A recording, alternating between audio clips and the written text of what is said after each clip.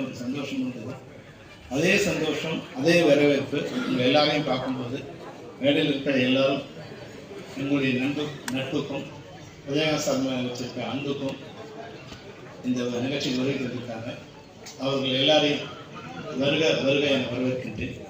அதுபோலவே இந்த நிகழ்ச்சிக்கு வருகை தந்துள்ள பத்திரிகையாளர்கள், ஊடகவியலாளர்கள் மற்றும் எங்களது நண்பர்கள், பல்வேறு திரைப்படத்துறையைச் சேர்ந்த பல்வேறு சங்கங்களைச் சேர்ந்த உறுப்பினர்கள், சம்மேளனத்தின் நிர்வாகிகள், சம்மேளனத்தில் இணைக்கப்பட்ட சங்கங்களின் நிர்வாகிகள், அதுபோன்றே நடப்பு தயாரிப்பு சங்கத்தின் நிர்வாகிகள், தயாரிப்பாளர்கள், விநியோகஸ்தர்கள், திரையரங்க உரிமையாளர்கள் அனைவரையும் வருக வருக என இந்த படம் ரிலீஸ் ஆகும்போது எங்களுக்கு என்ன ஒரு